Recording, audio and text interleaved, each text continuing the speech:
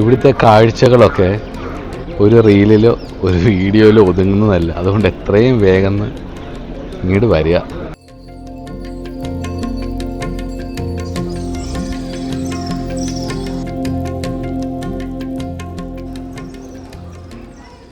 നമ്മളിപ്പോൾ ഇരിക്കുന്നത് ഭൂലോക വൈകുണ്ഠം എന്നറിയപ്പെടുന്ന സാക്ഷാൽ രംഗനാഥർ സ്വാമി ക്ഷേത്രത്തിൻ്റെ ഉള്ളിലാണ്.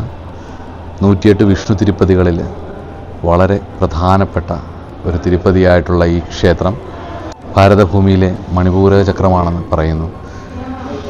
വിഷ്ണു ഭഗവാനും അതുപോലെ തന്നെ വാമഭാഗമായിരിക്കുന്ന അഷ്ടലക്ഷ്മി സ്വരൂപിണിയായിരിക്കുന്ന മഹാലക്ഷ്മി രംഗനായകൻ്റെയും രംഗനായികയുടെയും മണ്ണ്. ഭക്തിയുടെ തലവും അതുപോലെ തന്നെ നമ്മുടെ കാഴ്ചകളും ഒക്കെ കഴിഞ്ഞു കഴിഞ്ഞാൽ കുറച്ച് ഉയർന്ന തലത്തിലേക്ക് നമ്മൾ ചിന്തിച്ചു കഴിഞ്ഞാൽ ഭഗവാനെ കുറിച്ച് സ്തുതിക്കാത്ത ഒരു തമിഴ് വൈഷ്ണവ സിദ്ധരും ഇല്ല, അതായത് ആൾവാർമാരും ഇല്ല എന്നുള്ളതാണ്.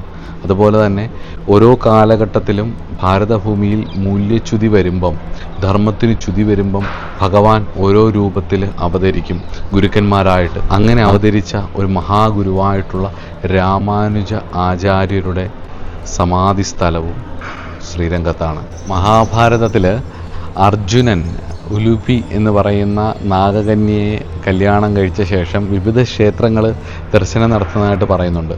അതിൽ ശ്രീരംഗം എന്ന് പറയുന്ന ദേശത്ത് വന്നതായിട്ടും അതുപോലെ തന്നെ ശ്രീരംഗ മഹാത്മ്യം എന്ന് പറയുന്ന ഒരു ഗ്രന്ഥമുണ്ട്. ആ ഗ്രന്ഥത്തിൽ രാമായണ കാലഘട്ടവുമായിട്ടും ഒക്കെ ബന്ധപ്പെട്ട് പാലാഴി മഥനവും അതിനുശേഷം പാലാഴി മഥനത്തിൽ നിന്നും കിട്ടിയതാണ് ഭഗവാനെ എന്നും, അതുപോലെ തന്നെ അത് പിന്നീട് ബ്രഹ്മാവിൻ്റെ കയ്യിൽ നിന്നും അത് സത്യുഗത്തിലേക്കും അവിടുന്ന് പിന്നീട് ശ്രീരാമചന്ദ്രൻ്റെ അടുത്ത് വരികയും രാവണ വധശേഷം അത് ശ്രീരാമൻ വിഭീഷണന് കൊടുക്കുകയും വിഭീഷണൻ ലങ്കയിലേക്ക് പോകുന്ന വഴിക്ക് ഇവിടെ വെക്കുകയും പിന്നീട് അതിവിടെ പ്രതിഷ്ഠിക്കുകയും ചെയ്തു എന്നാണ് കഥ.